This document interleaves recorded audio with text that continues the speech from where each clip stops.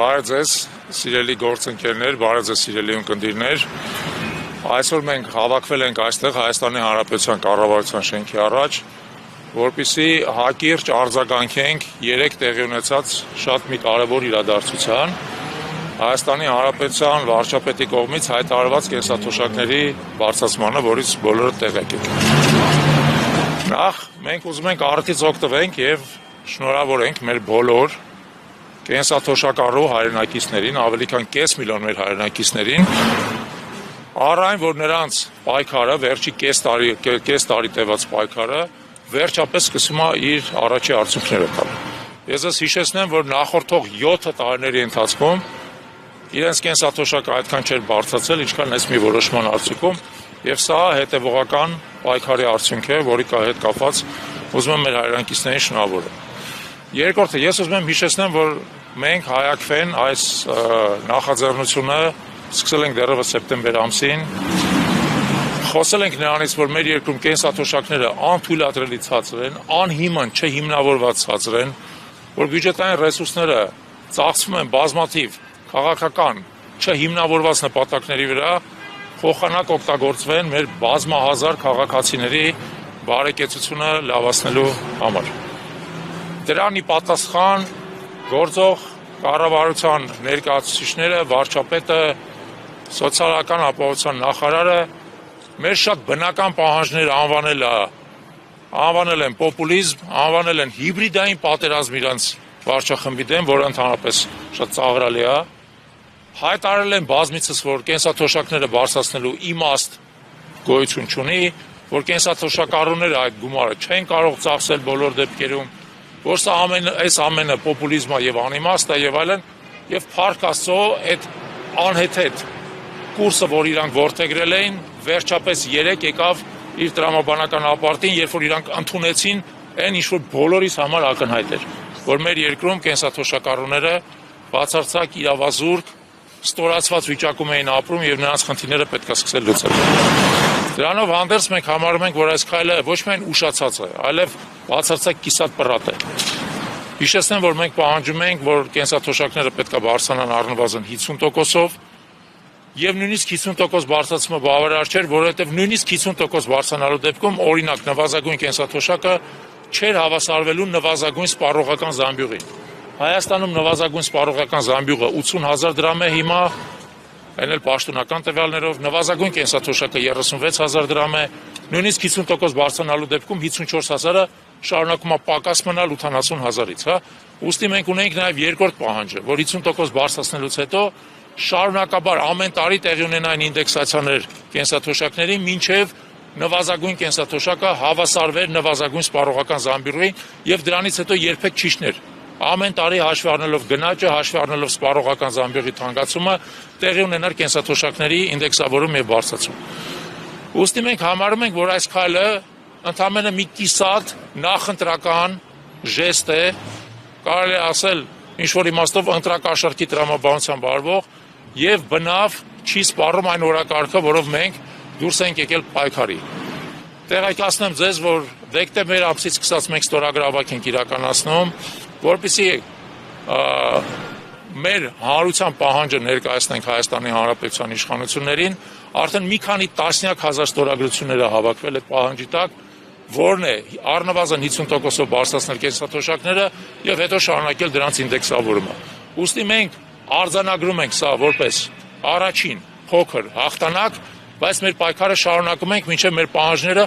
ամբողջովին բավարարված կլինեն։ Նաև ուզում ենք արձանագրել, որ այս իշխանության դեմ հետևողական պայքարը իր արդյունքները տալիս է դժվարությամբ,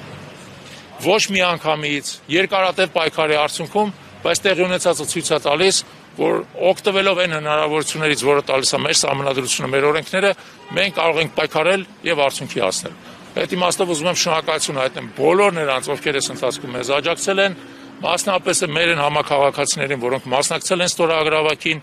իրաց ստորագրություններով ծանրացրել են մեր ուղերձի կշիռը,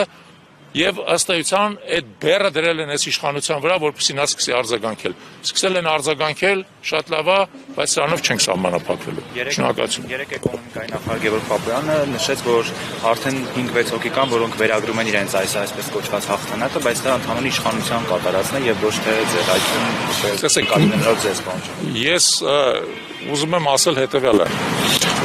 Մենք սեպտեմբեր ամսից առաջի անգամ այս խնդիրը բարձրացրել ենք։ Դրանից հետո հետևողականորեն սեպտեմբերից մինչև դեկտեմբեր ընկած ժամանակաշրջանում պարբերաբար ասուլիսներով, ելույթներով, հարցազրույցներով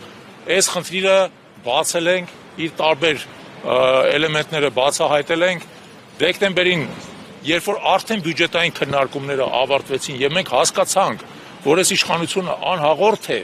խնդրին, անհաղորդ է, ընդհակառակը ցինիկ պատասխաններ է տալիս, հայտարարում է, որ սա պոպուլիզմ է,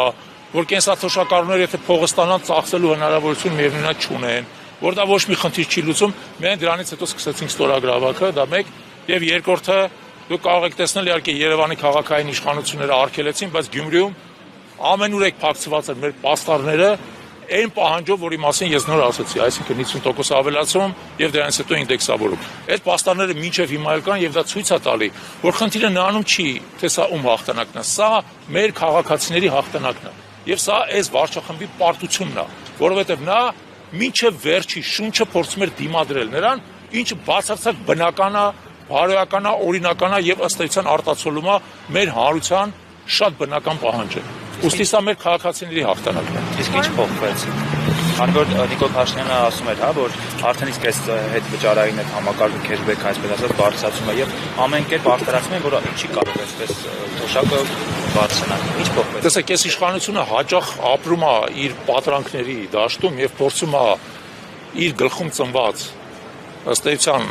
աղճատված սխեմաները պարտադրել հասարակությանը։ Փորձեց դա էլ պարտադրել, որ օրինակ ենթադրենք հետվճարները դա կենսաթոշակների բարձրացում է։ Այն դեպքում, երբ որ կենսաթոշակառուների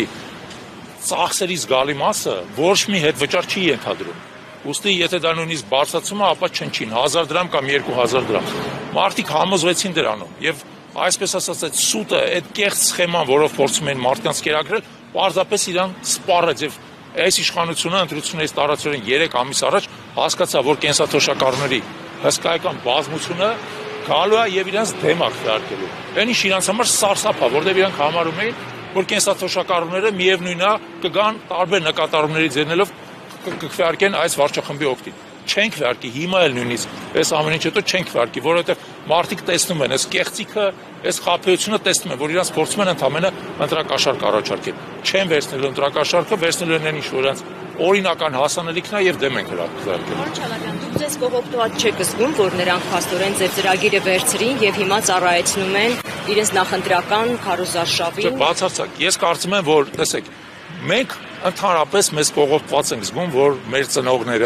մեր ծնողները, որոնք 40 եւ ավել տարիներ աշխատել են մեր երկրի բարեկեցության համար,